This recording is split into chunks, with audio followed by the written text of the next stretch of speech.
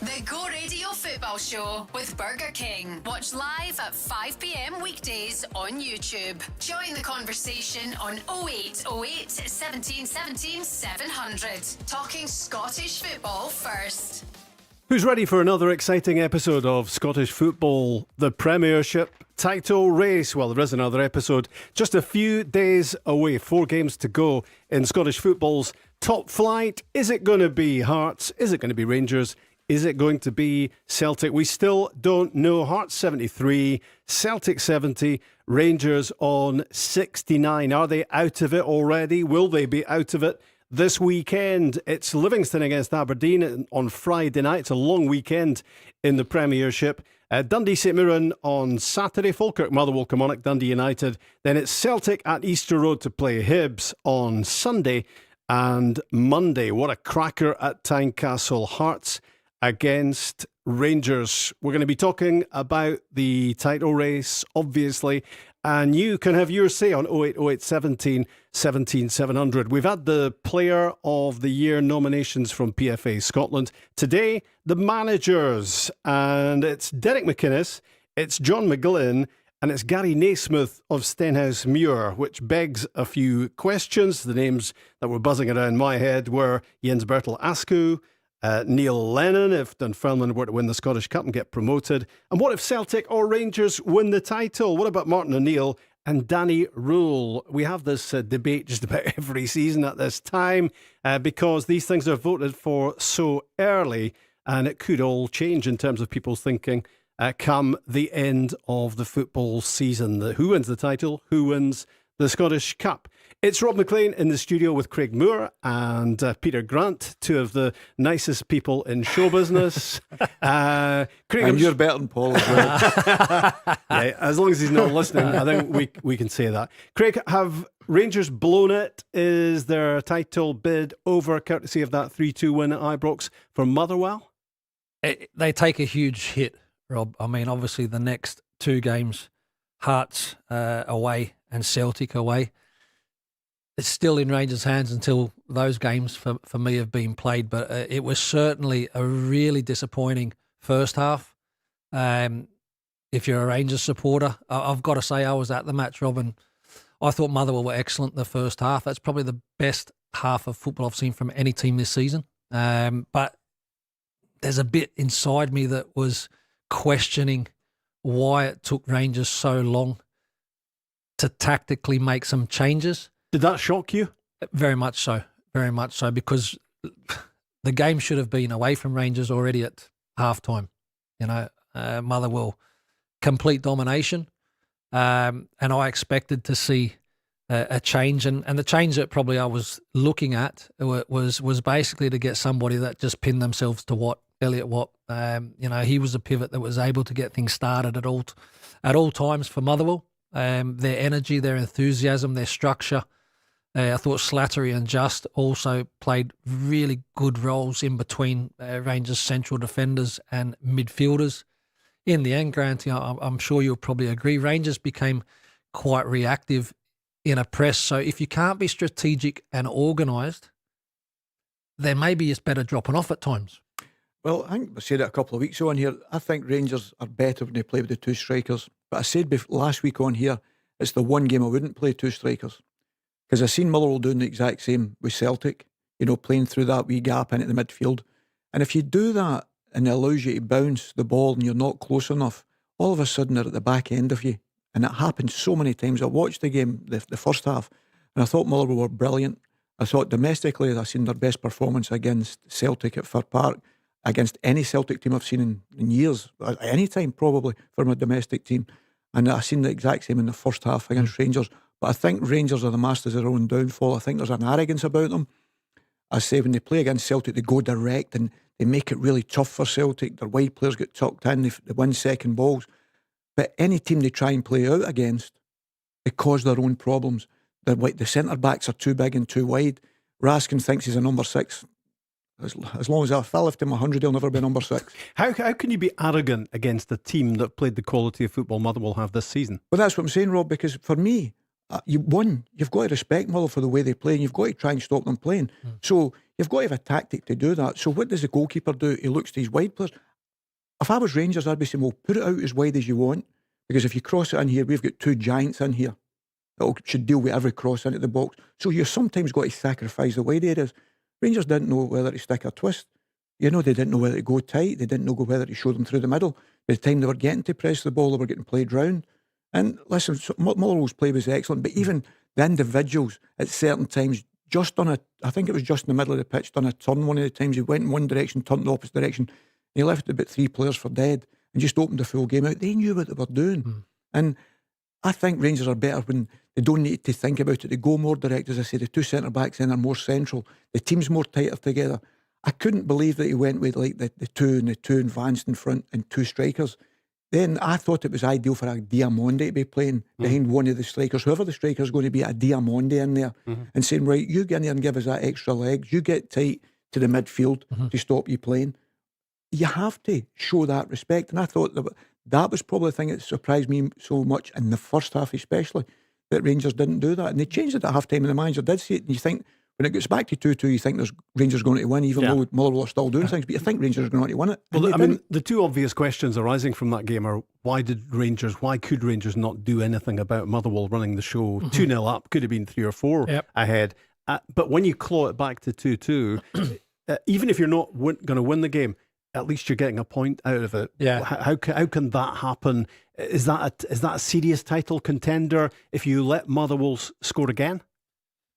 Well, again, you touch on it, Rob. If you can't win the game, don't lose it.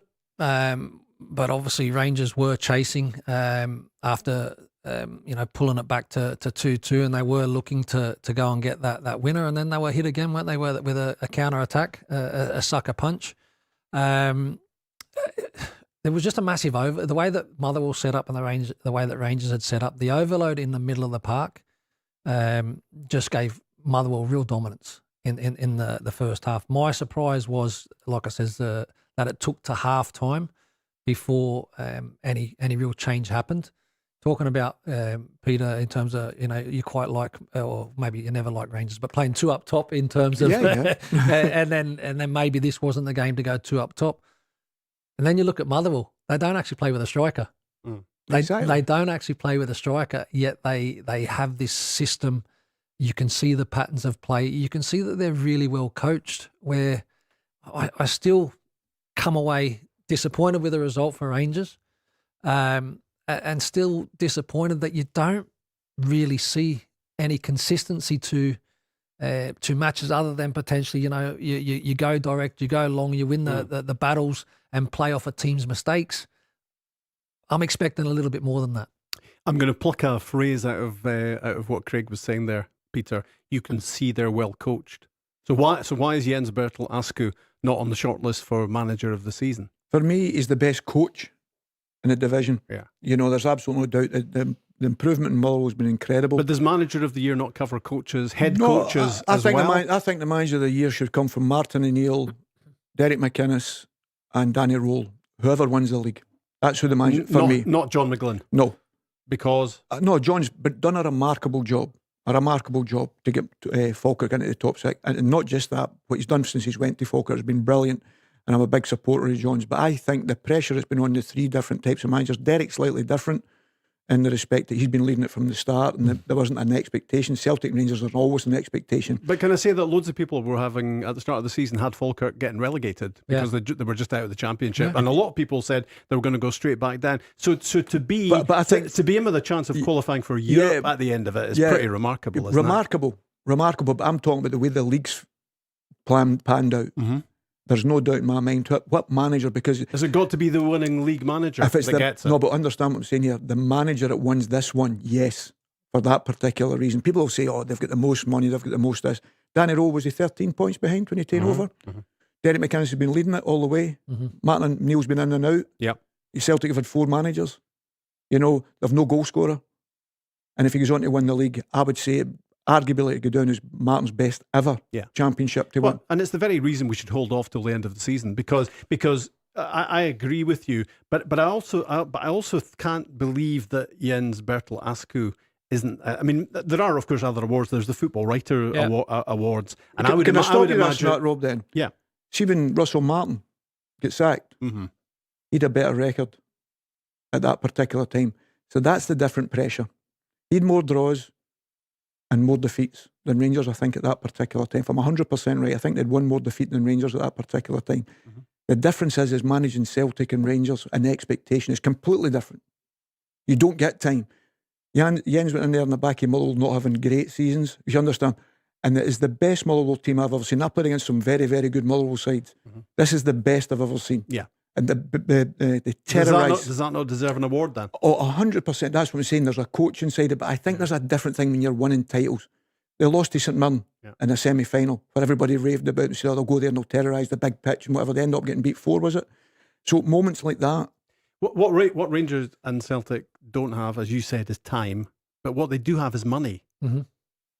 Yeah. You know, they've got resources. They've got resources that Motherwell can only dream of. So does that not, Craig, bring Jens into the picture? 100%. Look, for me, there's two different panels or two different awards. Is that right? For you have the manager of the year, but then there's the Scottish Writers or there's something. The football writers, yeah. Right? So for me, this is my personal opinion. The manager of the year, the main award, for me, it should always be the manager that's won the league. Then maybe you have the different view or different take on another award, Rob. What if Neil Lennon wins the Scottish Cup? Yeah, but for me, he doesn't. It's a great story, but he doesn't win manager of the year. Right. That's just my opinion. What if he gets promoted to the Premiership with Dunfermline and wins the Scottish Cup?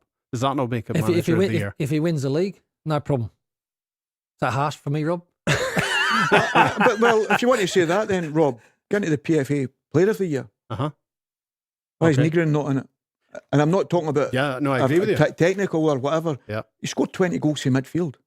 Yeah, so he should be there. Should he be there before Eli Just, for instance? I think Just been brilliant. I think he thoroughly deserves to be. But he hasn't scored 20 goals from midfield. But they've not scored goals from midfield. Who else has scored 20 goals in that? Maswinise? Maybe 22. Maybe is it? He's over 20. I think he's 22. Maswinise. Yeah. Shanklin's 17. Braga 17. He's got 20 from midfield. I know. I agree with played a lot of games. So there's a difference. That's what I'm saying. So what about his midfield play though? Is goals enough even if that's all you do? Yeah, I would have him in the side because I look at Celtic and that's what I'm saying. Usually you'd strikers maybe on 30. If you had two strikers, both of them would be on 30. They've not had that this year. Maeda's just went out to 10 or 11. He's been in there and he's not, and I'm saying he's not great in every game or whatever, and there's a lot of faults he's got, but he scored 20 goals. That's kept Celtic in the title race without a shadow of a doubt. Yeah. You know, and he's not in that. They're midfield. I find that quite incredible. Am I a little bit old school, right, in terms of the winner gets the winner's medal? It's like, you know, like everyone doesn't get a medal. It is about winning for me. Right. So to your point in terms of, I think that the votes or how it's voted and when the decisions are made, I think that they actually should be made at the end of the season rather than they're made quite a bit earlier, I believe, in terms of those kind of decisions. Yeah. That doesn't say you don't recognise amazing stories in terms of what, you know, what Ascu's done, what John McGlynn's done, you know, what Neil Lennon's done with Dunfermline. You've recognised them, and these are all tough men that know what the sport's all about. It's about winning. Yeah, you've got Simo Valakari. Yeah, I mean, no disrespect. It's so difficult to win the championship. Yeah, but you've got Gary Naismith in for the division below. Two divisions below. Lucky it's not the three of us on the panel. No, but you understand what I'm saying. It would take about 3 days to drop the short list. But you understand what I'm saying. There's a lot of pros and cons to everything. Yeah. You know, Simo Valakari is remarkable. Yeah, you know what he's done there. I mean, you could see this ends up when they get relegated. It's very, very difficult to get him with a group that's been relegated and then lift them and boost them again the way they did. Yeah. I seen them in the first game of the season against Partick Thistle and they won 5-1. I thought, here, this looks a team here. Yeah. But they consistently done it. You know, so he's not even mentioned. I guess, I mean, this is the manager's shortlist is voted for by managers, the SPFL managers, isn't it? So we can't really argue with it in terms of the people who've actually made up that list, because there will be raised eyebrows about some that aren't on it, and the fact that Gary Naismith is on it. I mean, I know he's done fantastically well with Stenhousemuir, but they might not win League One because they're a couple of points behind Inverness at the moment. So they might not even win the title. is he manager of the year? It depends, Rob, what you're looking at. It depends what somebody's team, how they play, and maybe people in that division really like that. And maybe some guys have been able to see their games and I thought, I'm really impressed with Steno. I've absolutely no issue with that. People up there challenging, you probably have no money, got to change their side. And I know from myself when I was at Alloa, you've got to change the side every year. Different challenges, for sure. Everything. You're losing players all the time. Yeah. For the top gong, I agree with you, especially nowadays. Why not the last game of the season, whatever, if the league's not decided and it's the last game of the season, if it's different. Say Rangers, Celtic or Hearts were 10 points clear it now and it was already done and dusted. Yeah, you can put your words in as much as you want. But because it's so tight, say, right, see this year, seeing Saturday after the very last kick of the ball or the Sunday, the last game of the season, there's an email. Everybody who votes, you could put in that email and we'll count the votes and see on the night we're giving an award. How many does a manager need to know before? Oh, he maybe not turn up. Well, so be it. He doesn't turn up. He's still manager of the year. You know what I mean? So I have all the arguments, but for me, any of the three of the guys that's winning in the Premier League this year who win it, for me, should be the manager of the year. John McGlynn's phenomenal. Neil Lennon up, phenomenal jobs they've done. Bertalascu, the best I've seen at coaching his team. There is no doubt in my mind that the performance against Celtic at third part was as good a performance I've ever seen against Celtic with a domestic team. And the fact that it's been achieved without money, without excessive money being invested in it. He's done it with his one or two added players, obviously, but essentially the guts of the squad that were there the previous season. I mean, that is sensational, isn't it? The quality of football that they're playing. And your quality, it's not like just about a team that's overperformed and just got results. It's the way that they've been able to do that, in a real attacking brand of football. Coaches that do follow the game and have been invested in the game a long time are looking at that and going, by the way, what a good brand of football that. It's nice, it's explosive, there's tempo to it, there's forward runs, there's creativity. And again, that's going back to without playing with an out-and-out striker in the system. But long balls as well. Mm-hmm. Everybody thinks everybody's got to pass out. I mean, you see it the other night, I was watching a game the other evening there, and the same again, passing out again. You're thinking, that situation's not arising. Mm-hmm. What I liked about Motherwell at the weekend, the keeper knew when to go long and drop it in. He knew when to go wide and put it in there. He knew when to play short. That's football. I watched a game last night, we'll go on to probably Bayern Munich and that. Have you ever seen two teams trying to win a game? And that's the way people enjoy football. Yeah. Go and attack. Yeah, you're supposed to defend. Of course you are, but you're going to make errors defensively. But that's always been the case. You try to outscore each other. And what you're pointing to with Motherwell is variety, isn't it? 100%. It's not boring. But also for the opposition, it's also not predictable. Yeah, it's not boring. They're not going to pass it out every time. They're not going to hit it long every time. Yeah. It's actually working out what they're going to do and when they're going to do it, Craig. Yeah. Well, again, they're changing from game to game in how teams are setting up against them. So, if they're being pressed and it's really, really difficult, then they can go and bypass. They can go a little bit longer and then get underneath it and play in a further forward area. But you're right, variety. They're able to do it in a few different ways, and that's always a sign of a very, very good side who's coached very well. Did you enjoy it or watching? I didn't enjoy it first. The steam coming out my ears. I was like, I can't. Surely there's gonna be a change, and tactically, then there needs to be a change. That the Rangers have just been completely overrun in the middle of the park, and Justin and Slattery were enjoying so much freedom and success because further up it was disjointed. Like I said, Watt was able to get on the ball. It was just a big mess the first half. I was really surprised that it took until half time. I mean, then 3 substitutes are made and then there's a change. A goal always kind of changes it, doesn't it? The momentum and what have you. But I just felt it shouldn't take 45 minutes to see that. No. For a team that you would have been analysing all season. That's 20 minutes gone and we haven't even taken a breath yet. I think we'll take a breath during the commercial break and we will be back for more. And if you would want to join the football chat, 0808 17 17 700. The Go Radio Football Show with Burger King. And it's Craig Moore, Peter Grant and Rob MacLean on the Go Radio Football Show. Looking back on last weekend, we still are the first games post-split and looking ahead to round 2 this coming weekend, spread across Friday to Monday. The Premiership matches this coming weekend. And of course, the gap has widened at the top. It was pretty tight beforehand. A 3-point advantage for Hearts over Celtic Rangers a further point back at the top of the Premiership. Let's go to the phone lines, and we've got Robbie joining us now. Hi, Robbie. Good evening. How are you doing, guys? I just want to make the Evening, point Robbie. to Peter Grant. Hi, how's it going, Peter? Hi. I just want to make the point to you about Celtic. I'm quite confident moving forward, Peter. Celtic, with the last 2 or 3 games, have upped their goal scoring, and Maeda, who the last couple of games, he really seems to be coming into the zone, so to speak. Peter, I'm just wondering, I have no idea how this league title is going to go, because at the end of the day, as Rangers could beat Hearts, and that's exactly what I want to get on to. I'll make a secondary point to you about Rio Hatate, but first of all, what kind of result are you looking for, Peter? Because I wouldn't mind Rangers actually beating Hearts. I know a point each, a draw wouldn't be bad, but I'm looking for Rangers to beat Hearts, and that'll obviously bring Rangers naturally closer to us. Obviously, I'm hanging that Celtic are going to beat Hearts. Well, exactly. Go with that, right? That's what I was going to say, Robbie. That's the most important thing. Can I just check, Robbie, that you're a Celtic fan, you want Rangers to win at the weekend? Yeah, the reason being is that I think that if Rangers beat Hearts, then we beat Rangers.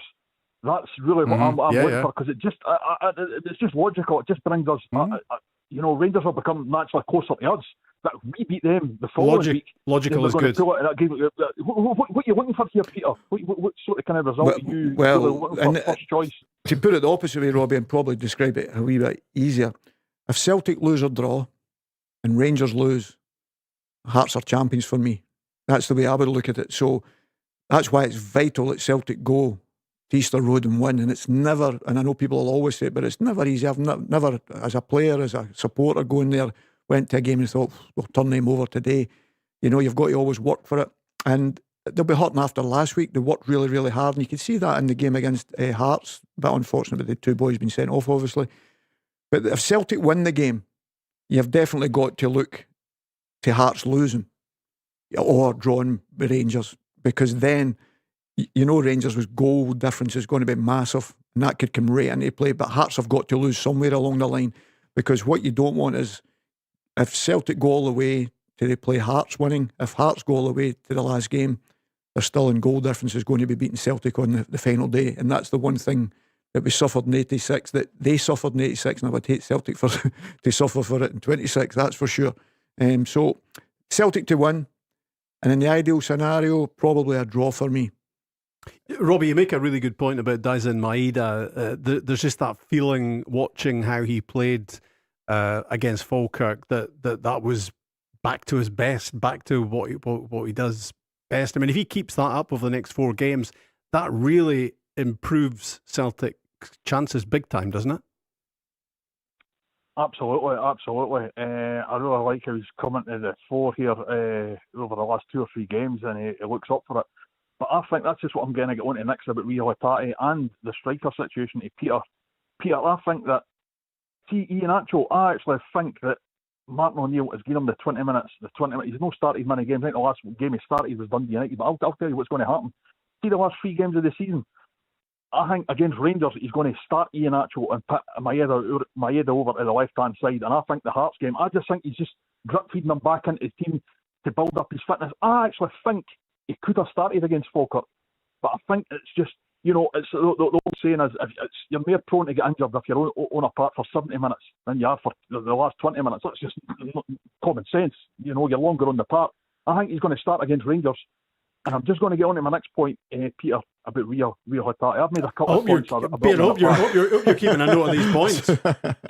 So, regards to Rio Hatate, Peter, I've heard yourself, I've heard Simon Donnelly, Andy Halliday, and boys like that on other radio stations. I always hear my team every day of the week. Now, here's my problem with Rio Hatate, right? He's just not consistent enough. Martin O'Neill's seen it because he's not started the last 3 or 4 games. And I'm going to make a prediction, Peter. See the remaining games, he's not going to start any of them because he's not reliable enough. People can go on about he's the brilliant ATM in my team, is the best midfield player in Scotland on his day. But I just want to say another thing. There's another player in the past that had all this. Celtic fans were sick fed up his inconsistency. I'm not saying who's the better player out of the 2 of them, Oliver and Cham. See, when he was on his game, which was very, very rare because he was terribly inconsistent, on his game, brilliant, best midfielder in Scotland. See, Rio Hatate, he comes under the same. And no many Celtic fans, whether you like it or not, Peter, because I ken you're a big fan, to a certain extent. See, when he goes in the summer, no many Celtic fans are going to miss him, mate. I would take Engels and Oxlade Chamberlain. Right, let's give Peter a chance to. Are we going with question one first, Peter? Well, we'll go Rio Hatate first. Okay, go for it. Because that's clear. I agree. Martin, I don't think will start him. The thing that disappointed me was, and this is the first time I'd throw it at him, was in the cup game the other week there against St Mirren. He was ready to come on, and then there was a slight injury in the centre back. Arthur had to come off, so Rio had to go back. And it was just at the end of it, I wanted to watch his body language to see if he was celebrating like everyone else, and I didn't see that, and that disappointed me because there was a reason why the manager had changed the substitution. And I've been there myself. You want to put someone on, a creative spark, but somebody gets injured and then it's your last substitution. So there's nothing you can do about it as a manager. And I just thought his body language after really, really disappointed me, and that would frustrate me. And people say maybe old school, but I'd be the exact same as Martin. I'll say, oh, right, okay. I'd be watching that very, very closely and saying, no, I'm not having that. I want somebody out there it's about the team. And I've not seen that with you. I mean, I think when he's on his game against Rangers, when that period he came on and changed the game for us, listen, there's nobody better at doing that, So I don't think you could play Callum, him, and Oxlade Chamberlain any time. So I agree with you 100%. I'm a big Engels fan as well. I think him getting a few games is going to be more important for us than Rio, to be perfectly honest with you. I think Engels is going to be a bigger player in this period for us. And as I say, I've always been very supportive of Rio High, but that was a big, big disappointment for me on that day when I watched that, his body language. So I can understand, if I could play the other guys before him, I would, because they deserve to play, because they were team players. And on that particular day, I didn't think he looked a team player, and that really disappointed me. So that's on the Rio Hatate one. And what was the other question now? Yeah, I was asked that. Did you right? I thought you were right. Sorry, Iheanacho. I'm on Martin's side at this moment in time. I don't think he's fit enough to start. And do you know the biggest problem I've got with it? Because if we've got to take him off, we don't have a natural striker. When he's on the pitch, the team plays much better. And I think if you get to 50 minutes and you think, oh, the game's nip and tuck, which it has been so far this season because we don't have all these goal scorers, Celtic have never been clear. And I just think if you've got to take Iheanacho off, then that would be a massive positive for the opposition, but a blow for the Celtic players, because I look at midfield player and I'm thinking, who would you like to play without all the strikers you've got?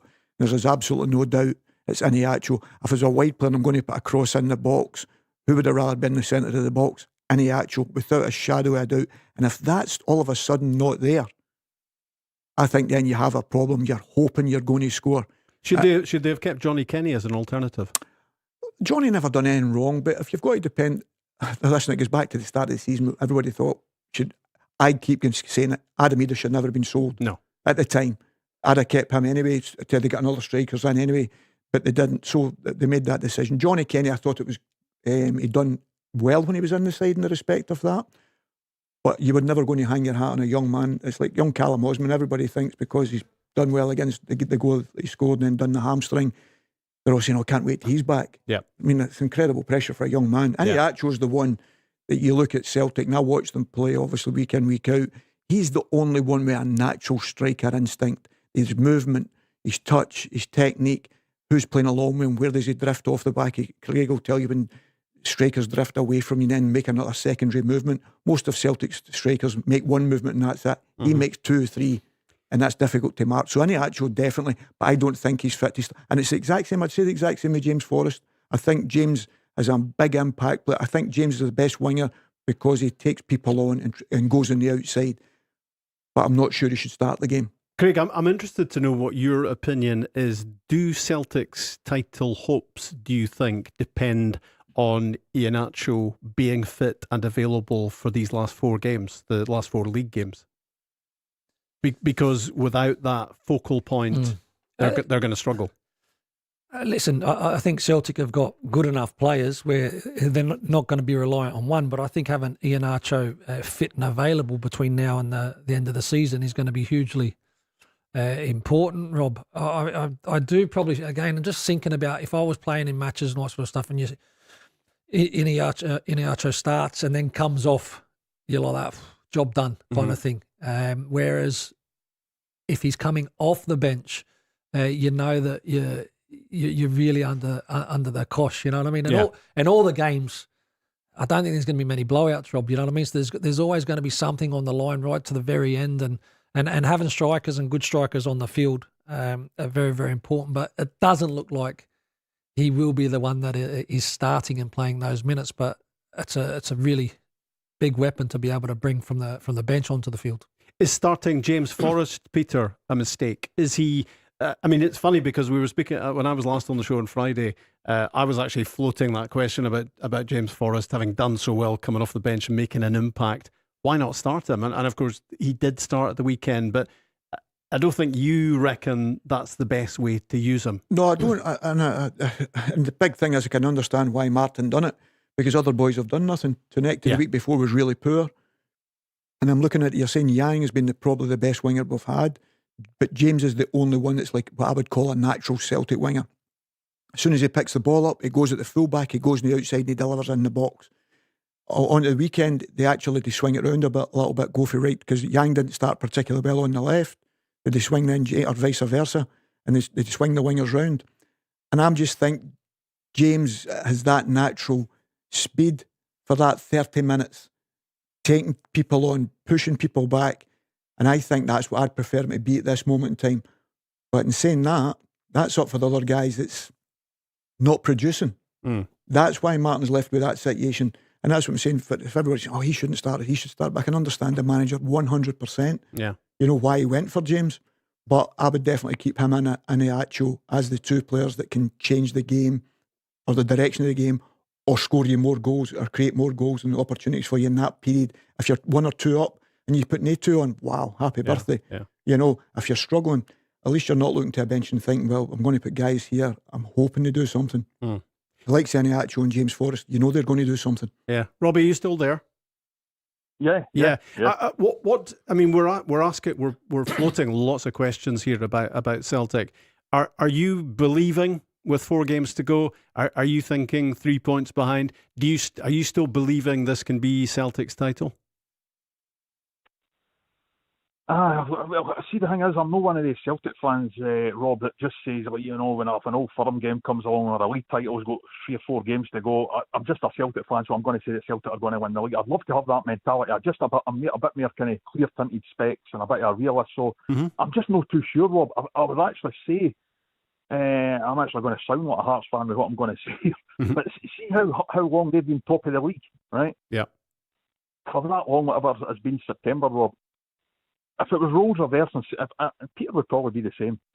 You know, if he was in the team or he's punditry duties and looking on as a Celtic fan. See, if you're top for that long and you throw it away in the last 3 or 4 games of the season, I think Hearts deserve to win the league more than the other two because they've been top for that long. I understand that doesn't work like that because at the end of the day, that's what happened away back in '86. Yeah. Hearts were top for that long and they threw it away in the last game of the season. Yeah. So at the end of the day is whoever's top at the end of the season deserves to win the league. But I just think psychologically, if it was Celtic that was top since September, and Peter will be the same as well, if he was in a team playing or no. If you're top for that long, and it comes to the last 3 or 4 games, or the last couple of games, whatever it was, the last game, even if it goes to the last game, and you'd be going off your head, man. You'd be really, you'd be pissed off, like, you know what I mean? You really would, you know what I mean? What do you think, Peter, the psychological element of them being top 86 you're talking about, I think Hearts, if I'm right, I thought it was 22 games, but somebody said to me it was like 27 league games.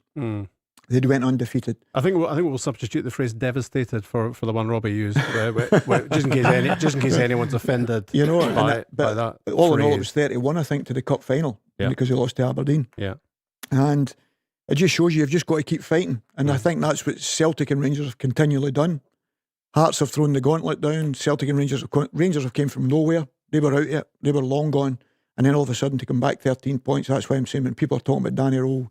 Yes, you can question decisions. As managers of Celtic and Rangers, you get questioned every week. Yeah. And I can understand that. But Derek McInnes has done remarkable to keep the heat off the Hearts boys.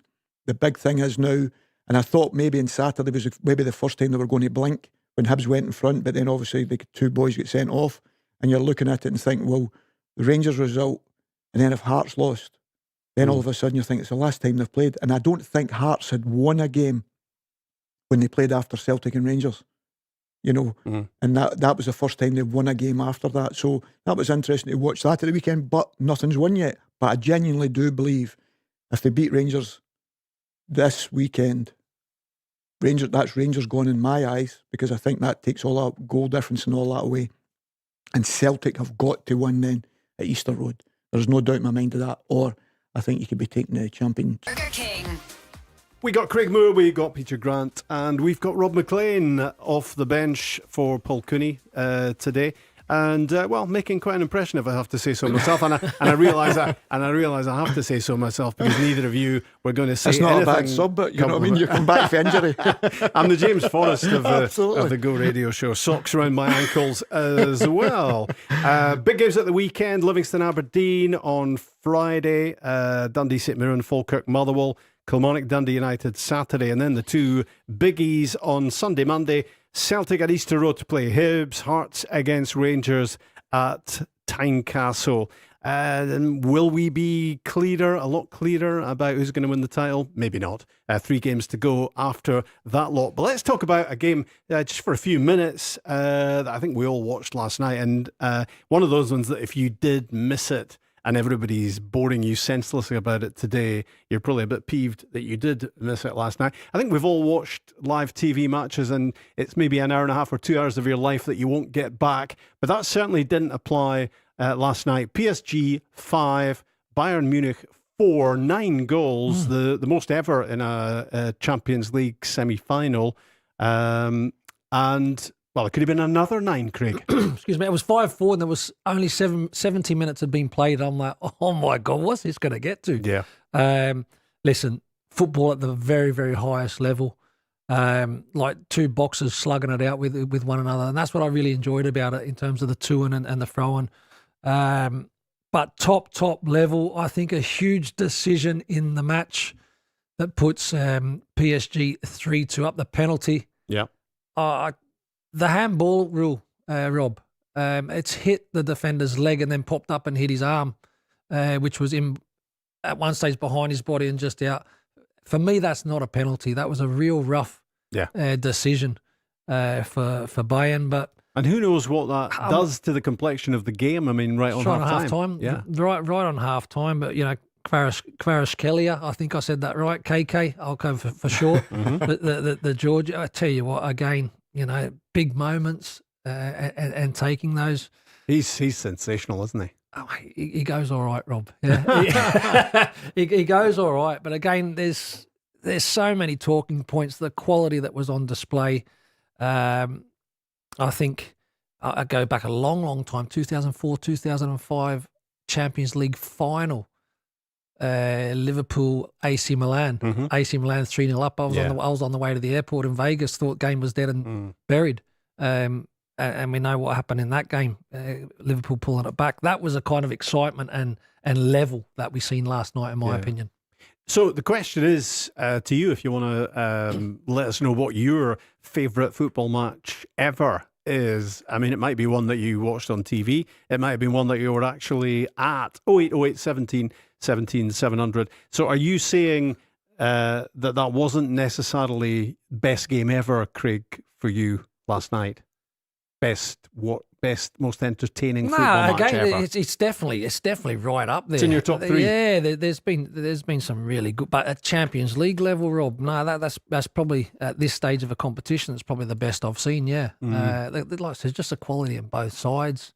The way the game sort of edged and flowed, and you just didn't know where it was going to end, did you? Because at 5-2, you think, well, this is the end of the tie. There's going to be nowhere back here for Bayern. I think you're forgetting, Rob. You've got a short memory. Well, that's true. Motherwell 6, Hibs 6. Yeah, okay. I was actually at that game. You've got a short memory. Yeah. You know what I mean? So 6-6.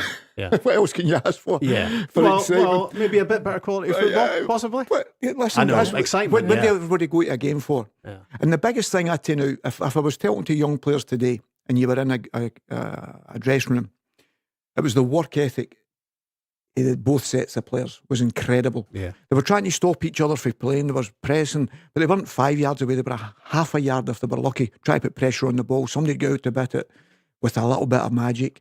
You know, putting the ball into a space and somebody turning quick and all of a sudden finding themselves in spaces. Centre backs going to go into the opposition's half, making sure they can't turn, the opposition can't turn. And we've always been told to try and stop the opponent playing forward. Both sets were trying to do that last night. But then it was taking moments of magic with individual skill, which I believe is coached out of players now. We don't allow them to have that wee bit of freedom. And there's too much stop, start. If you paused that game, and I've done it a few times myself last night because people talk about systems a lot when we're on radio, television, whatever the hell, and you're thinking, right, stop it. What system are they actually playing there, both sets of teams? You would never have knew. Because it looked like 5 up front against 5 defenders, nothing in the middle of the pitch, or one player in the middle of the pitch, another 5 stuck up as if you were at school. Yeah. You know, and that was the way. So people talk about systems. People got locked up in that. Players know where they should be. They're aware of where players should be. If a player switches off, not doing his job defensively, which was Diaz, you let Hakimi go. Hakimi goes and rolls it across the box. Kashvili's in at the back post, goal. Because a wide left player fell asleep. Everybody else was doing their job. Yeah. But they're the moments, and they're the concentration moments against the very, very best, because when you do make a mistake, they punish you. It was brilliant to watch.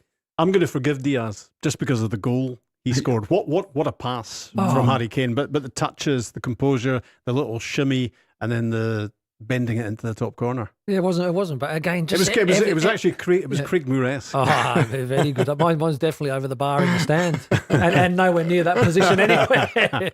I never he scored the goal for Celtic like that. Did you know? That was top corner. Which one? The one against the wall? He's having I love low. Rob, I think that was at the time we went. What league was it? No. Don't start the level, going there. the level was just top. And you know what?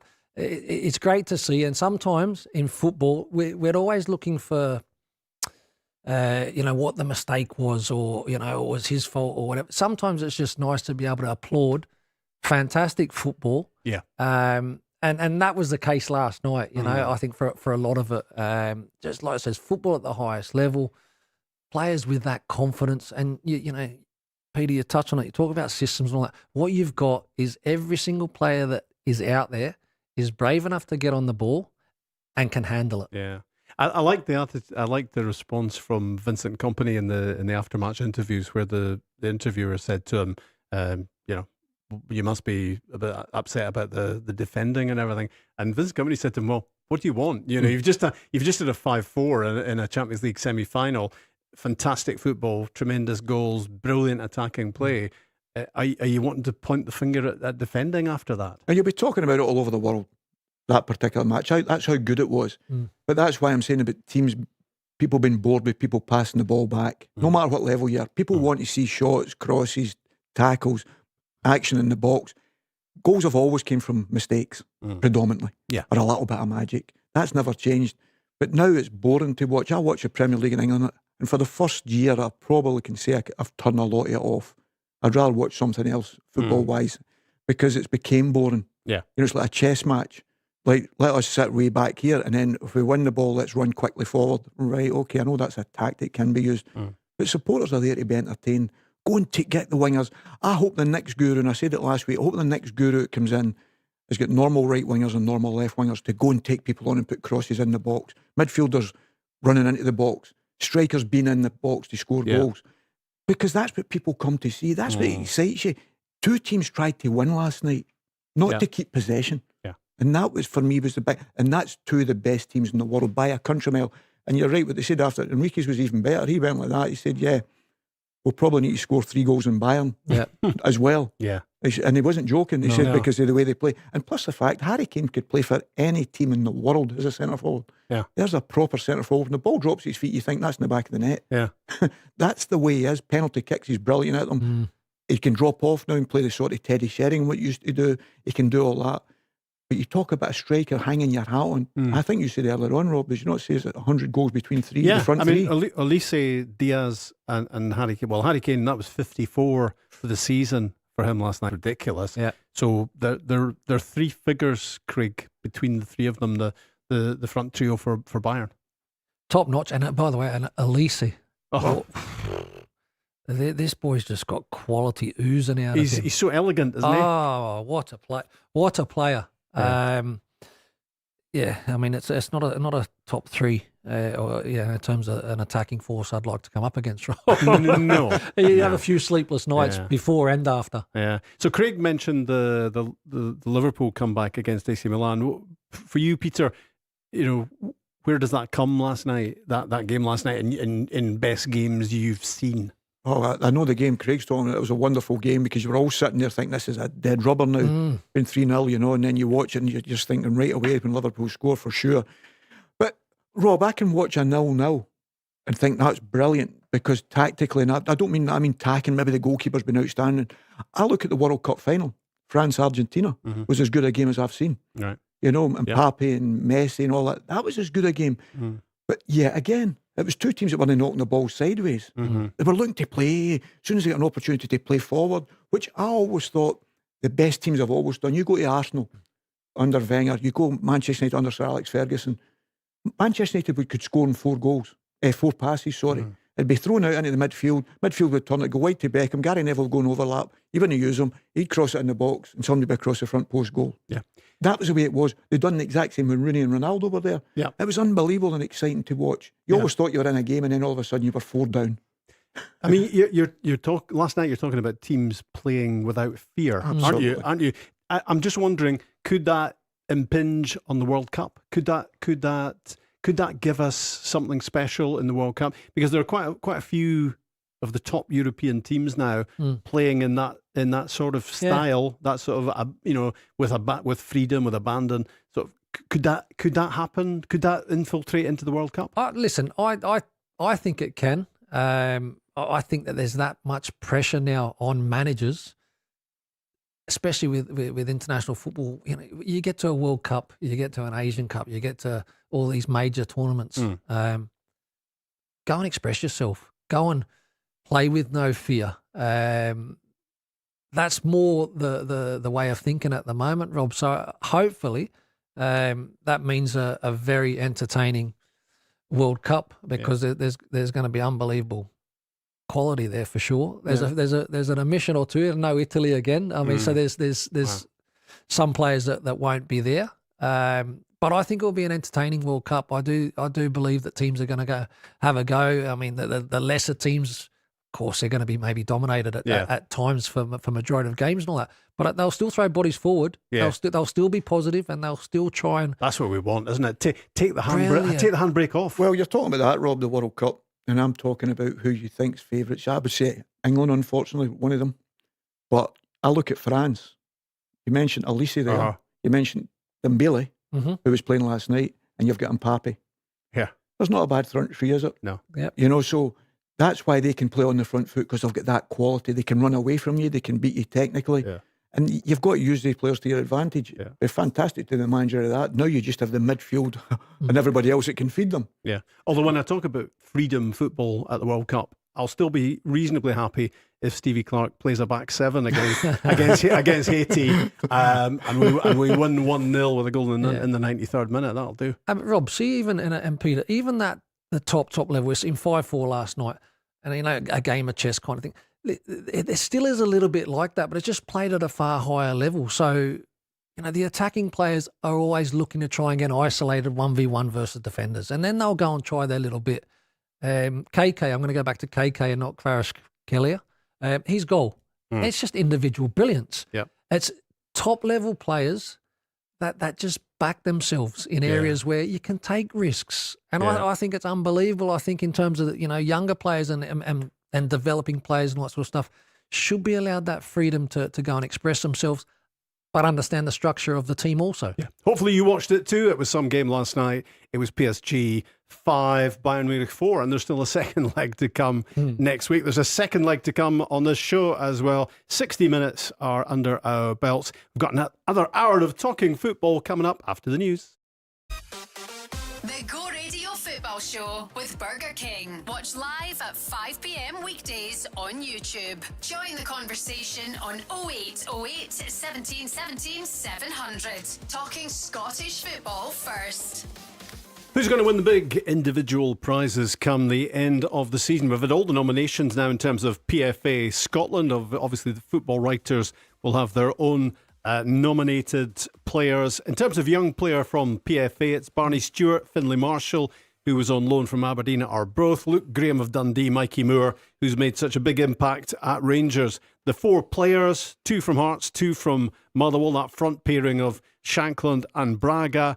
Maso Anise, who has gone way beyond the 20 total in terms of goals for Motherwell, and the Kiwi midfielder Eli Just, who has got as many goals as he's got assists and made a great contribution and looked a really classy player all season long. Today came the managerial nominations from the PFA, just the 3 of them, Derek McInnes of Hearts, John McGlynn of Falkirk, and Stenhousemuir's Gary Naismith. So no Jens Bertel Askew, no Neil Lennon, no Martin O'Neill or Danny Rule. And, they will be the managers of the season. Surely, if Celtic or Rangers are going to get beyond Hearts and win Scottish football's big prize. So we shall see how that all pans out. It's Hearts on 73, it's Celtic on 70, it's Rangers on 69. How crucial in the last 4 games, Peter, is going to be the fact that Celtic play both their title rivals at home? I think you'd rather be playing them at home for sure. There's no doubt of that. But does it give Celtic an advantage at this moment in time? I'm not 100% sure, because if you're Rangers coming and Rangers are still having to have a go to win the league, they need to win, even if they beat Hearts. Without fans, potentially? Yeah, because, listen, they've had to do it before. And Celtic have had to go to Ibrox and do it. You know, you have to deal with these certain things, Rob. They say people go back to 86 when Hearts were last at the top of the league. They won all the time. We were just we had to go 8 games and win them all. But then, even in the last day, I think it was 3 goals or 4 goals we had to, and we got 5. But with 2 minutes to go, it was still 0-0. They'd won the league. So there's always twists and turns, and you've got to keep going. And the concentration for Hearts are in there saying, right, we win our games. It's done and dusted, because they're winning goal difference. Because they can't, obviously, if they win their games, they're going to beat Celtic. So Celtic, Rangers out. You know, that's whole Hearts. I would rather be in Hearts' position than anyone else at this moment. Yeah, of course. There's absolutely no doubt of that. No. Whereas that's changed from last week, because I thought Rangers were stick-ons, because I thought they would have the goal difference to go along with it. Yep. It was one of the ones. The Motherwell game was always going to be sticky for them. I think they'd have been, believe it or not, it sounds crazy, I thought it'd been better for Rangers being at Fir Park, because I think they'd have went more direct at Fir Park, if you understand what I'm saying. So trying to outplay Motherwell at their own game, they're not good enough to do that. So I look at this now, and I look at the 4 games, and I'm thinking, I'm talking about this weekend. Celtic have to win at Easter Road. Yep. If Rangers lose, I would say that as I said earlier on, I think champions are going to be Hearts. There's no doubt in my mind of that, because all of a sudden they get to Celtic, they've got the goal difference scenario, they've got Motherwell and Falkirk, but Celtic have got Rangers and Hearts. All these things have still got to fall into place, and I think Rangers would bout it if they lose the Hearts anyway.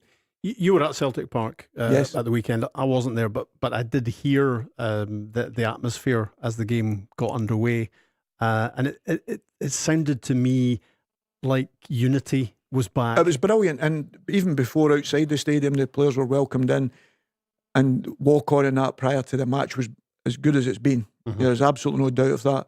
The players responded to that. The fans kept with them, and the one thing the fans, people talk about, and I've said it on here before, they talk about the 13th man or the 12th man, whatever you want to call it. I always think the supporters are the first man. If they're right behind you and you're singing these songs, and if you do the right things, then Maeda going and pressing the ball right away, all of a sudden it kept the support there, even though they'd been singing that prior to the match. But then you've got to feed them then. Yes. So that means we're getting shots and crosses and putting pressure on the opposition, attacking. And we're talking about the big game last night, but that's what you heard. You've got to keep the fans involved. It's when there's a lull and you start playing slow. Celtic don't look half the team. Yeah. But the supporters were brilliant at the weekend. So is that how big a factor is that? Massive. Yeah. For Celtic it is. Yeah. There is absolutely no doubt of that, because the year they lost the league was COVID. For me, that tells you everything about Celtic. When I played there, we won games when I don't know how we won, because it was the fans that got us over the line because we didn't play particularly well or whatever, and we found a way. And it could be the last kick of the game or whatever it was, we were always famous for scoring last minute goals or overtime goals at that particular time. We were always, and it was because the support never allowed you to die. You know, you have to keep going, you have to give everything, you're always in it. And that was the belief you had. And if you could see that in the boys again at the weekend, they get back to 2-1, and I'm thinking, oh, this could go either way here. But they kept with them. But it's easy to go negative, but they didn't. They kept with them, and the boys get the third, and it brings a wee bit of relief, you know. So how important is that, Craig? That you know, I'm making the point that Celtic play Hearts and Rangers at home with the crowd back on side. I mean, the noise is back at Celtic Park. You know, whatever the reasoning behind it, but suddenly everybody's together, and you know, Ibrox is the same deal when Ibrox gets noisy, when it's jumping, when it's going well. How when you look at those Celtic home games against their two title rivals, how big is that? It's a huge advantage, in my opinion. Does that mean you think they might win it? No, I don't think that Celtic will win it. No, I still think that Hearts are the favourites. But I think that they've got a big advantage for those two home matches. But at the same time, Peter and I both know that can swing against you pretty quickly as well. You know, so Peter touched on in terms of you need to feed the fans, you need to give them something to hang on to or to start with or to get that goal. And all of a sudden when it's behind you, it's a really powerful force, really, really powerful force at Celtic Park or at Ibrox. You know, I've seen the flip side of that in terms of an unbelievable atmosphere at the weekend before the game started against Motherwell. First minute is okay, free kick, good area and all sort of stuff, and then Motherwell come into the game and they get the goal and the place changes very, very quickly. And I've been that player out there as well when, you know, there's a few, you know, and it's sideways or it's backwards and it's not positive enough or you haven't got that goal. And it's hard. It's very hard to deal with, Rob, you know, and some people struggle and are unable to kind of come through that. But is it that difficult to shut out when the groaning is going on?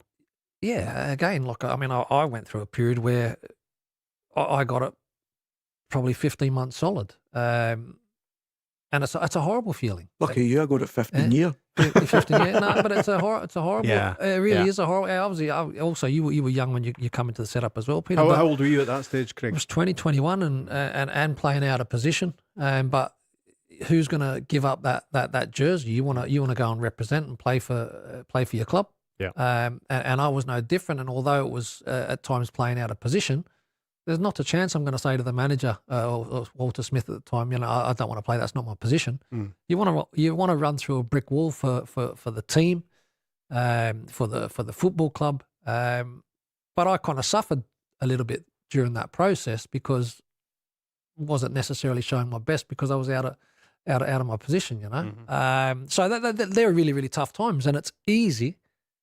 It's easy to let the noise bring you down and break you. And the only way that I kind of found ways to get through that was going in and training every single day as hard as I possibly could.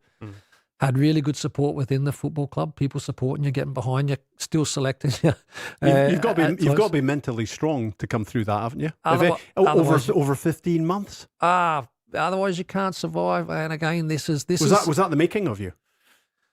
Coming through that could have been the making or breaking, but yeah, it definitely, because I was able to get through that, Rob. Then I got to really experience some amazing times at the football club and some good successes. But we've both seen players for both clubs that have been unable to handle that kind of pressure. And I'll go as far, not players better than myself that have come and that just couldn't find a way. Yeah, couldn't find a way to handle the spotlight that is on you here in Glasgow. It's something that just never goes away. Yeah. And I think that people, not only players, I think that we've seen coaches, I think we've seen people come into this city that have really underestimated what it's all about. Yeah. That conversation, I guess, started from the point of view of the noise is back at Celtic Park, but then once you've got it, you have to keep it. You have to utilise it. Well, it's the biggest thing. Because it can turn against you. But the biggest thing is, what you do then is you keep them involved. And I'm talking about simple things, and it sounds as if you're talking about 100 years ago. If as a centre half, win your first header, If it's a midfield player, can you play forward or can you win your first tackle, whatever. If you're a wide player, can you take your full back and put a cross in? If you're a centre forward, can you get a shot at goal? All these things, that's what keeps the crowd involved. Maeda goes and closes 2 people down at the weekend. It's a standing ovation. You know what I mean? So, yeah. But why was it? Why though? Before even the game started, was it a different feeling? Was that Celtic fans who've got a problem with the running of the club, etc.? Was that them putting all that aside because there are 5 games to go and there's a title to be won? Yeah, but also like the week before when they played forward against St Mirren, they scored 4 goals in 6 minutes or something. And all of a sudden, for going for a game, it was really, really tight.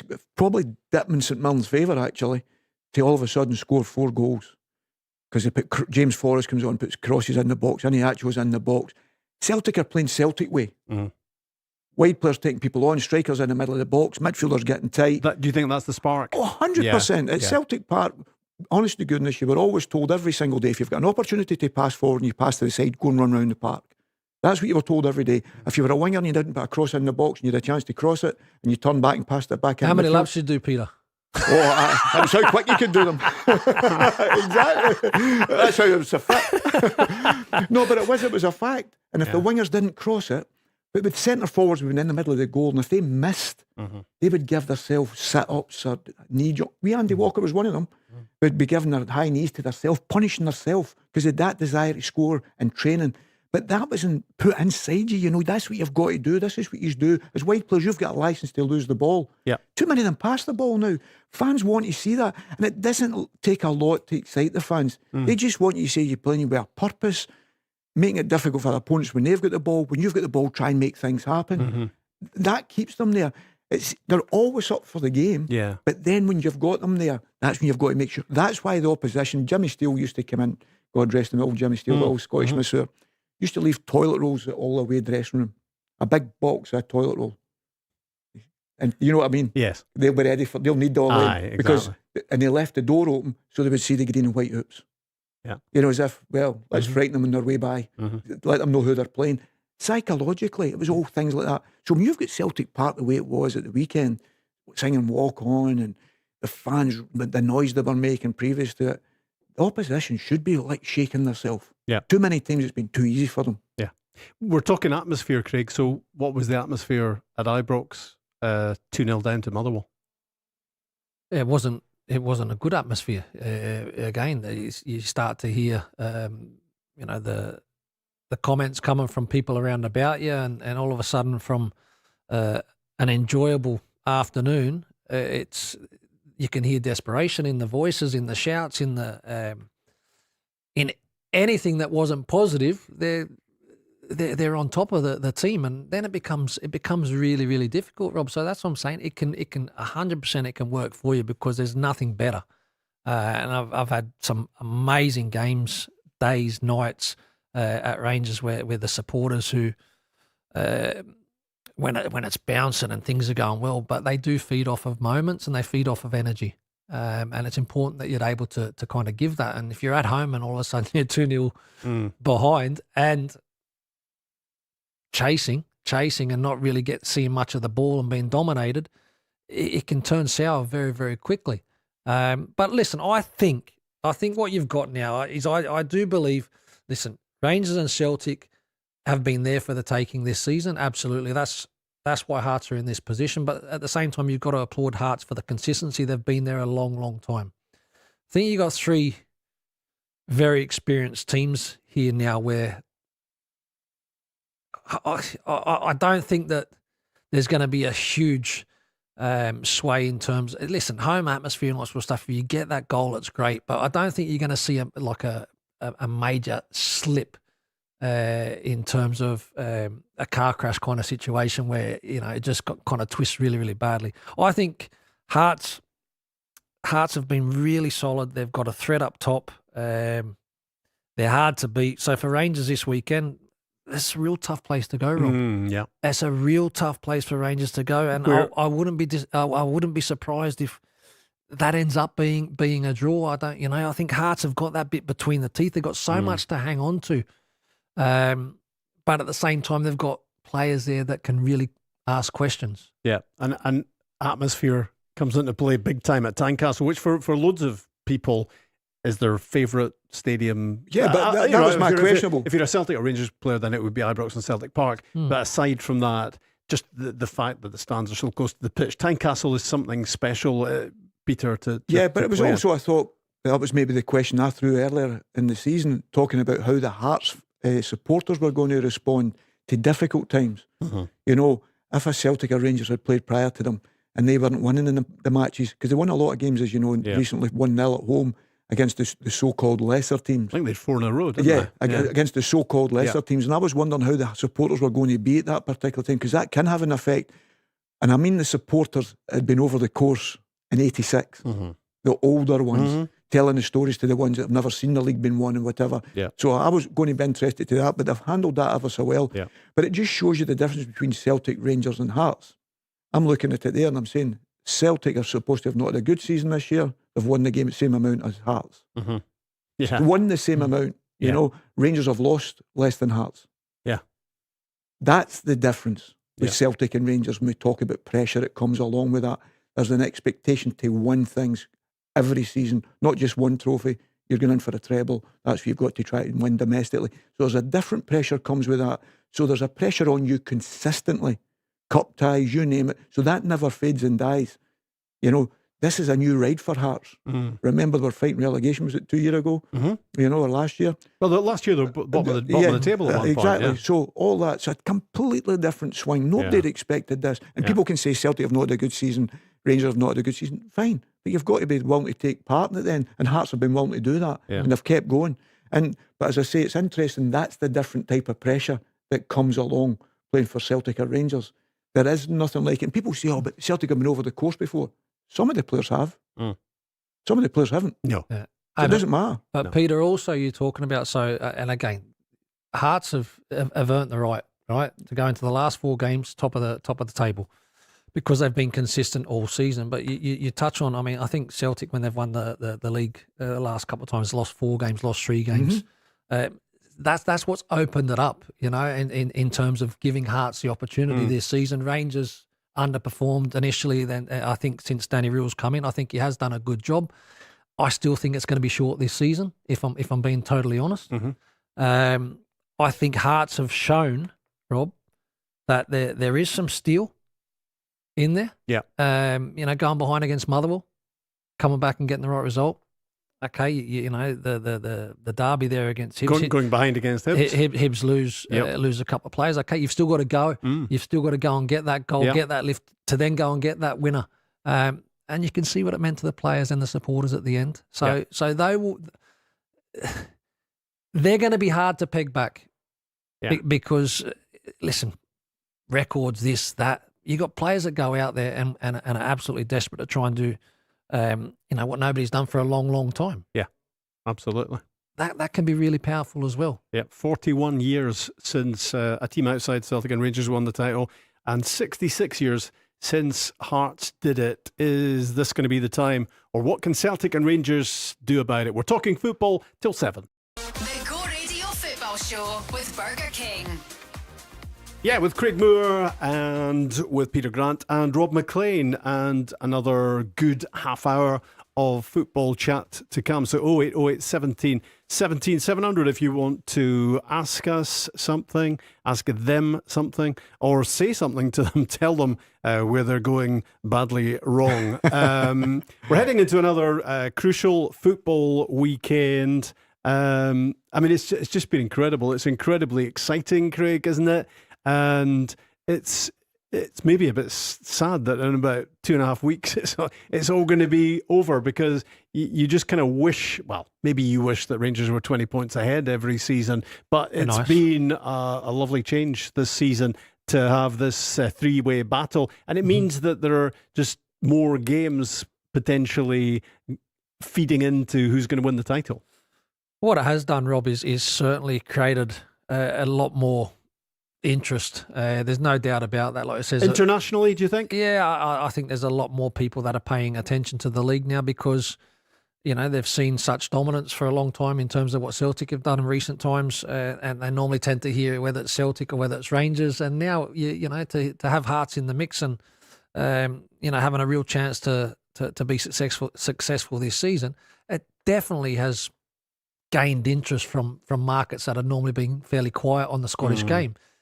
For the pundits, for the media and all that sort of stuff, it's certainly been able to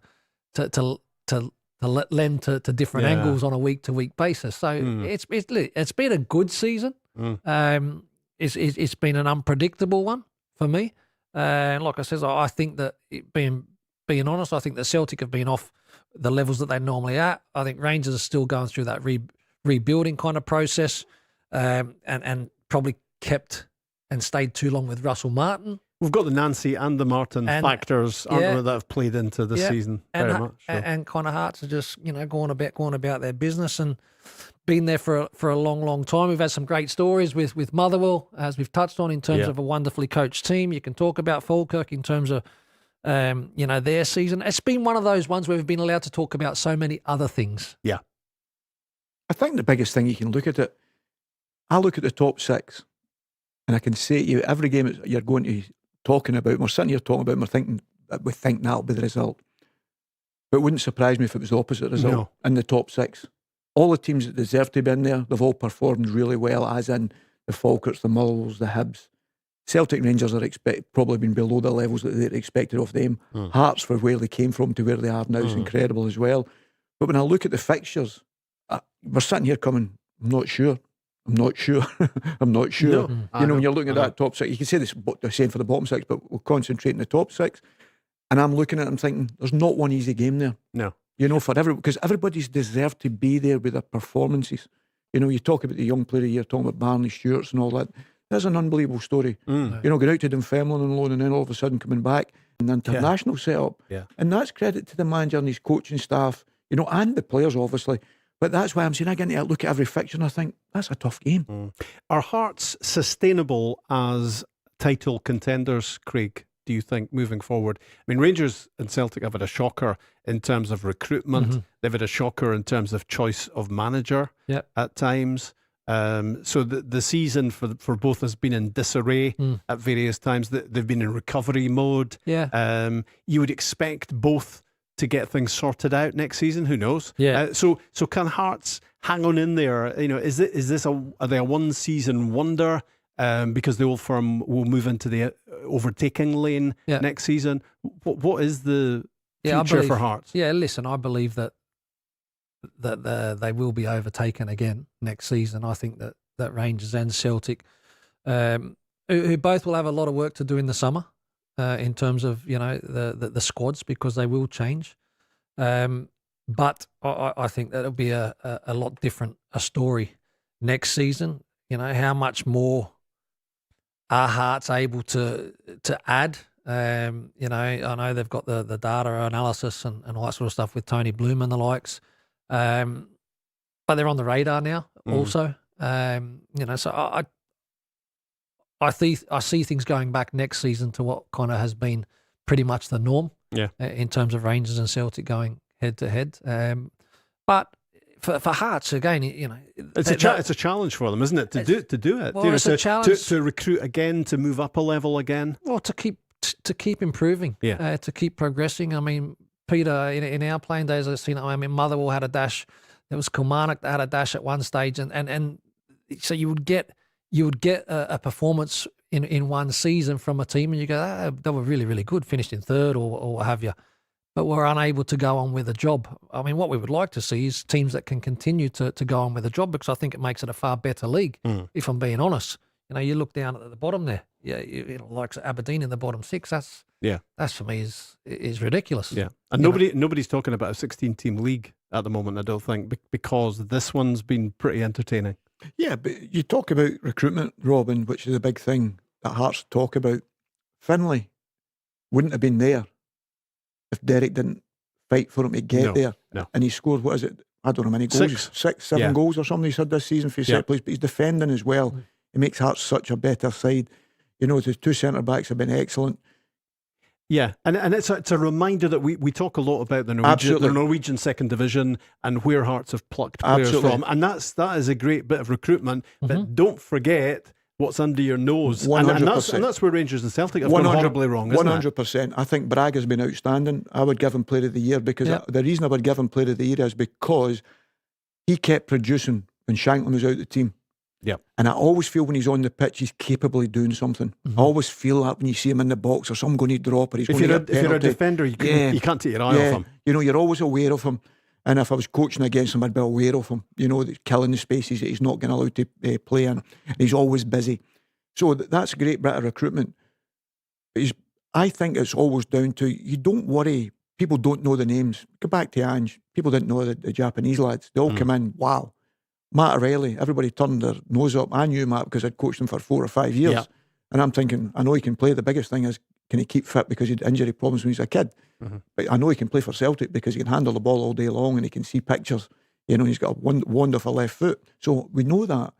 But so I wasn't as surprised he'd done so well. My concern at the time was he going to be fit enough to play consistently with Celtic? And he proved everybody he could. And he was brilliant for that period.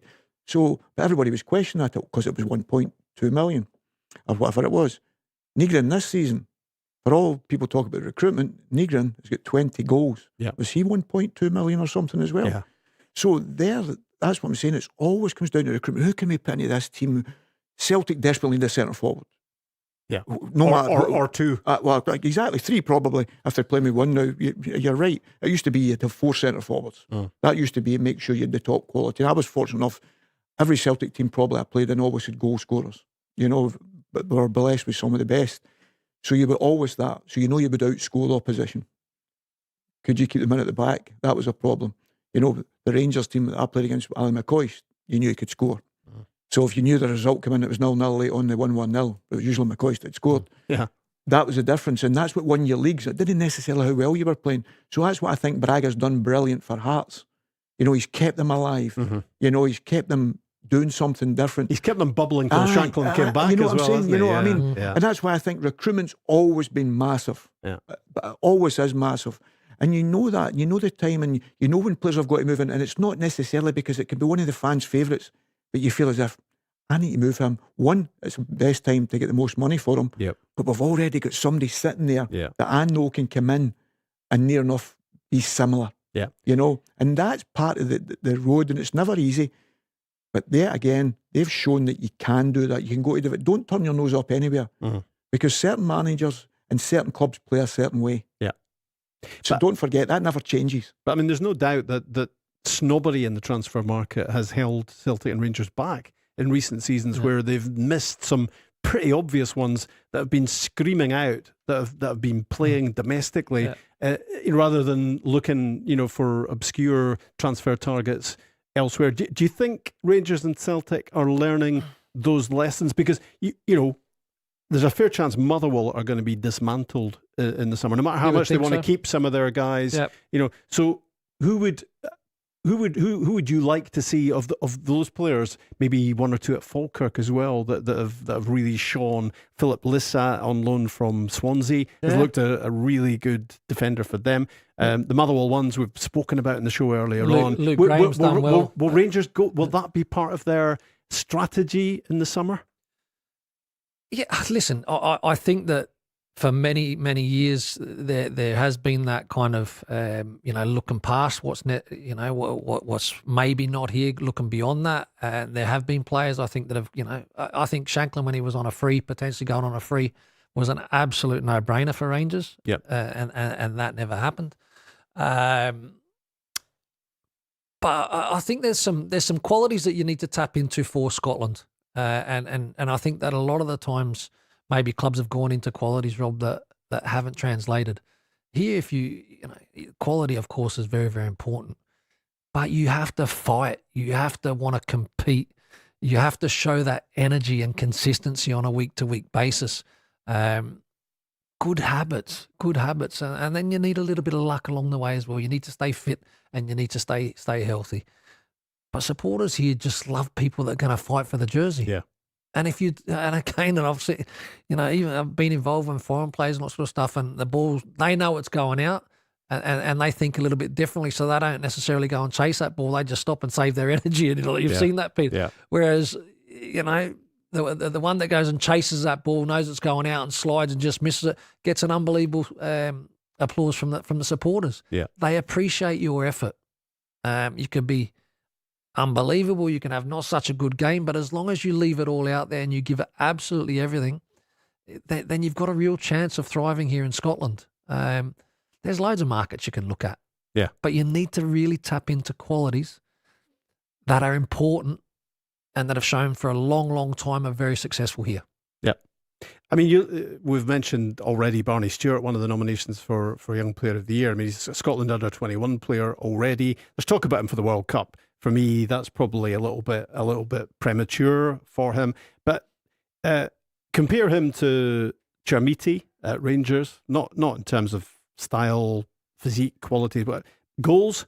I mean, first half of the season he was at Dunfermline in the Championship, scored 8 goals, I think, there. He's now gone beyond the 8 goals with Falkirk in the Premiership against top teams. Mm-hmm. So he's not that far behind Chermiti in terms of goals. I mean, he came from Heriot-Watt University. You know, that's a great bit of scouting, isn't it? But when I've seen him live, and when I've seen him at the games, obviously, and then you watch the other games on television, the one thing I love about him, he's always in an area he can score off his first touch. And for me, for any striker, that's so important. So if the ball comes into the box, he can finish without taking another touch. That means he's in the right area. He's always between the sticks. He knows the goals are not going to move. That old coaching part you used to get, the goals are not going to move. Can you hit the target? That's up to you now. And when he misses, he's straight in there again. And he scores striker goals, what I would call them. So he's got a natural thing about being a striker. Yep.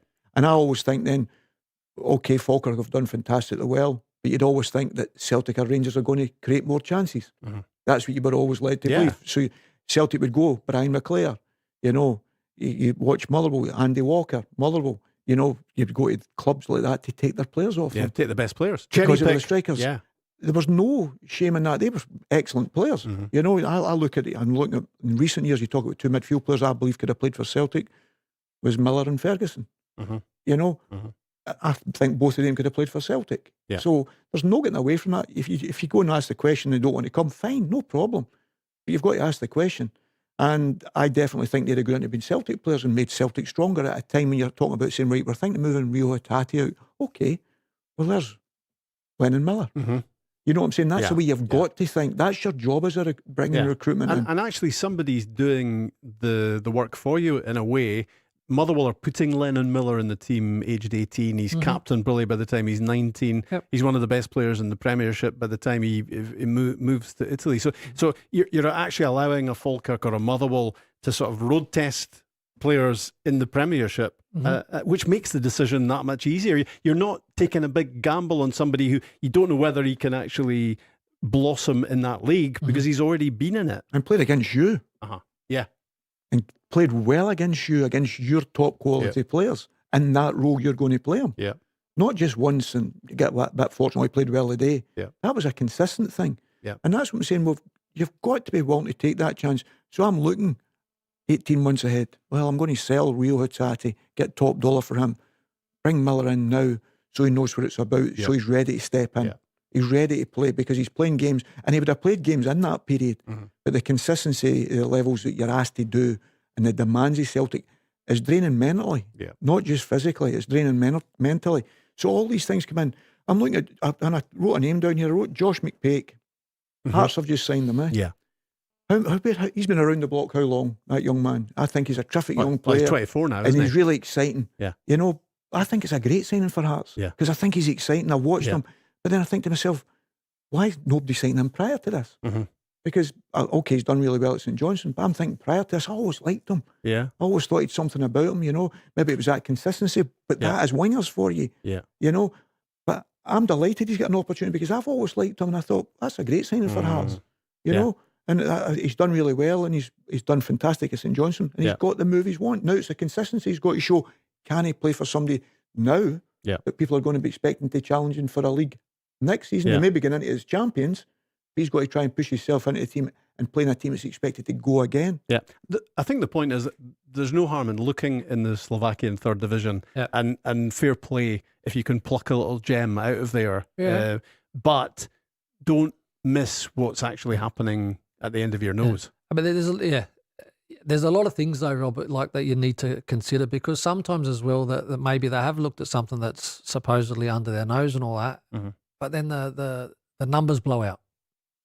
Yep. You know, so again, there's a lot of different factors that need to fall into line for business to be concluded. I think there has been an element of looking where there's been things that that have been missed, like Ferguson and Lennon Miller and the likes and all that. And Shankland, as you said. Shankland. Yeah. Was it Penrice? Was it Penrice that was at Hearts that got his Josh. There's been James Josh Penrice. Doig. Josh Mulligan, I was thinking Josh about Mulligan as well. So the list goes on. Yeah. But it needs to be the right business. By the way, that's not us even delving into players being produced by academies into their first team as well, which there's nowhere near enough of. No.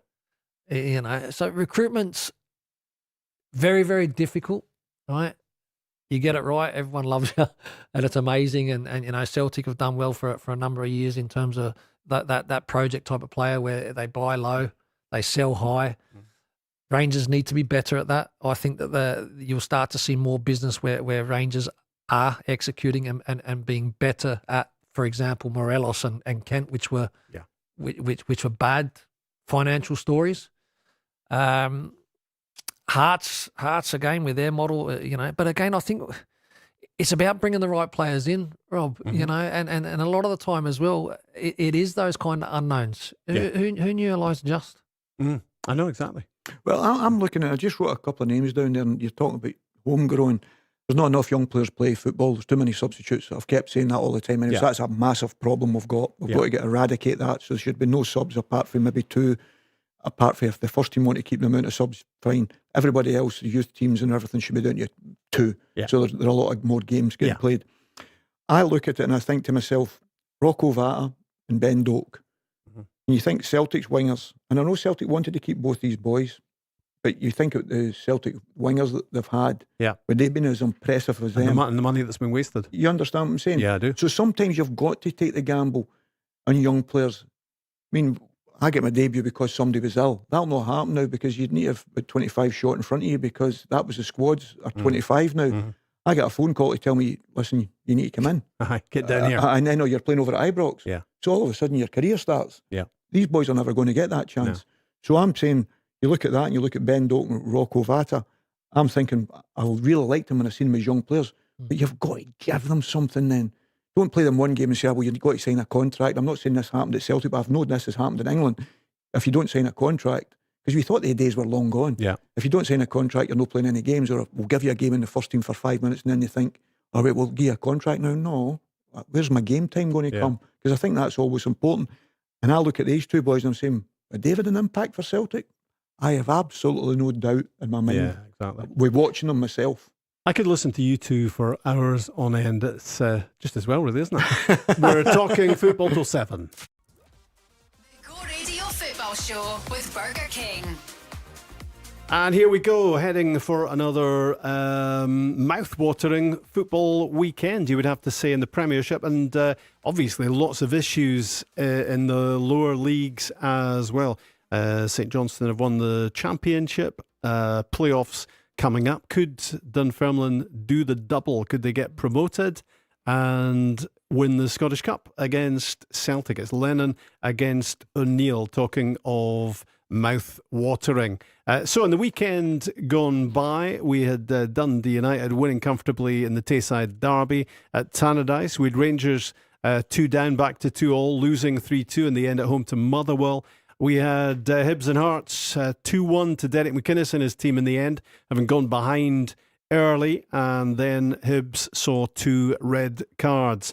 Aberdeen beat Kilmarnock, another clean sheet for them, another 3 points towards safety. Livingston did what they hadn't done since August by winning a league game in Paisley. St Mirren are still deep down in that troubled region, the bottom end of the Premiership. And of course Celtic 3, Falkirk 1. Falkirk playing well in the game, but Daisen Maeda back on top form played a big part in Celtic getting all 3 points. I know, Peter, you were speaking earlier on about how Derek McInnes had gone into that Edinburgh derby and telling us all, telling everybody that he felt that was potentially, I think I agreed with him as well, that for Hearts in the world they inhabit, that was a game that had a lot of danger written all over it.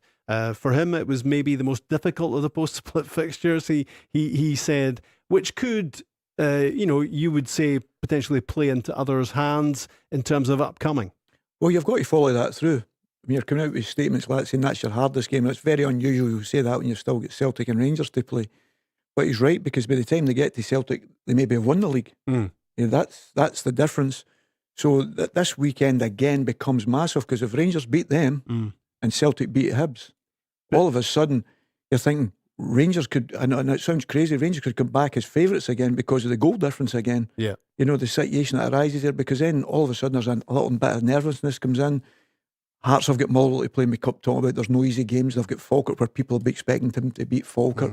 And then if it goes into the final day where they need to win at Celtic Park, that becomes a completely different scenario. Yeah. And listen, it's great to have that confidence and that belief. The players then have got to go across the line and do that. And to be fair to them Saturday, they got a little bit of fortune. They got two OGs actually. Yeah, two deflections. Two deflections and two ordern offs. And sometimes that's when it tells you, well, the writing's on the wall here. Hearts are going to win the league. And listen, he's done remarkable, and his players have done remarkable. There's no getting away with that. Yeah. But you don't get prizes. It'll be interesting if they don't win the league. What would people say? But see if you said to the Hearts players, and maybe more importantly the Hearts fans, which of those post-split games is the one that you don't want to be fouling up in? The one that the match that potentially throws you off track and effectively leads to you losing time. That was the game that the Easter, and so I kind of understand where he was coming from. Yeah, it's the derby, and Hibs would have loved to have derailed the Hearts bandwagon. So to come through that, I just think Hearts get a massive boost from that, don't they? Now going into the Rangers game. Yeah, they do. And again, you look at, I look at different things in terms of how players react, and when they got that late, 86 minutes or something like that, 86, the winning goal and that sort of stuff, and then you see the group going and celebrating all that sort of stuff, you can sense how much that result meant to them, that goal meant to them, and what these remaining 4 matches mean to this group of players as well. And being there, Rob, if you find a way to bond and stick together and stay as one, you can achieve some beautiful things. Yeah, they look to have that about them, don't they? They're absolutely believing in it. Yeah, and like I said, that's okay. You can go the red cards and all that sort of stuff. You still got to beat what's in front of you. You still got to be able to score those goals. Absolutely. You still got to break down a team that just want to sit back. Because as you said, until 86 minutes, the unlikely, the almost impossible was about to happen, and Hibs with 9 made it very difficult. And that sounds crazy when you think about 11 against 9. There should be enough spaces to be able to win that game. But football doesn't work like that necessarily, does it? No, it's not. Listen, there's no game of football that's a gimme. And that's what I'm saying. I'm looking at all the fixtures between now and then. There's none. I get and say, Hearts are playing Falkirk today, that's a gimme. Or Celtic are playing Falkirk, as a gimme. No way. The way this season's been, absolutely not a hope in hell is that happening. And the bottom line is, no matter what the opponent says, or people say, it's Hearts going to lie down to Celtic, or Celtic going to lie down to Rangers, or whatever. No chance. Because you've got that professional pride, and you don't go out not to try and win a game of football. You want to win every match you play in. And Hearts are in pole position. And everybody, Martin O'Neill, Rangers manager, Danny Roll, was sitting saying, I wish I was sitting where Hearts are sitting. There is absolutely no doubt of that. Yeah. And that's why Derek's in pole position. There is absolutely no doubt of that. But that's why I'm thinking this weekend's massive. Yeah. Because if Celtic win and Rangers win, then all of a sudden it's a completely different pressure that's added on to everyone again. But it's going to take that. But the opposite can happen. Celtic lose. Rangers and Hearts are sitting there like that to say, yeah, beauty. Yeah. And that's how close it all is, as we all know. You know? That's the thing as well. You can get... I went to that game, Rangers against Motherwell, and not for 1 minute did I feel that Motherwell could win that game leading into it. Right? I just felt, what's at stake? A home game and getting the... And it just shows you how you can get it wrong, right? So again, Hibs against Celtic. Again, this is probably every game, as we've touched on, is really difficult because there's just so much on the line. But there's going to be, like I said, I still think in these matches there's twists and turns, and one thing that you expect is going to happen, something completely opposite, as you touched on in terms of the games and all that. That's a tough game. Well, for Celtic. Every game is, when you're trying to win a title, every game's tough, isn't it? No matter who, even if it wasn't top six and bottom six, even if you were playing a Kilmarnock or an Aberdeen or a Dundee United, winning, this isn't just winning any game in mid-October. This is April, May. This is title time. There's an edge in this, but not only that. Celtic are drawn 0-0, for instance, late on Easter Road. Yeah. Celtic fans are going to be nervous because they know we need a victory. That's what the supporters will be thinking, as the players will be thinking. So everything becomes a little bit more rushed. You make an error at the back. All these things, and that's why the concentration levels, when people talk about players being over the line before, that's when the concentration levels really come into it as a player. Because all that's going on round about you, and you've got to keep that focus to try and how and win the league. Yeah. We talk about 86, and I knew in the bus going down, because you'd like say Mo Johnson, Brian McClare, Murdo McLeod, the great Tommy Burns, all these guys could score goals. Yeah. Brian McClare and Mo Johnson could score for fun. So you knew you'd goals. You knew you'd win the game, but I could feel they knew that. Yeah. But we never thought Hearts were going to drop at Dens. No. So you can't deal with it. You've got to do your job, and they did. Fast forward 40. Let's fast forward 40 years, because we're just. Well, hope it's the same result. No, exactly. But just very briefly, how at the moment it's Hearts by 3 from Celtic, by 4 from Rangers. What's it going to be, Craig, come Monday night? I think Hearts and Rangers is going to be a draw. And Celtic at Easter Road? I wouldn't be surprised if that's a draw either. Okay. I wouldn't be surprised if same that's I would say potentially the same as. Right, okay. Yeah. I could see the same thing. Right. I genuinely think it's that close. And it's the first one. On the back of PSG 5, Bayern 4, and you two are saying 2 draws. But it could be the first. But it could be the first to blink, and that's how difficult it becomes.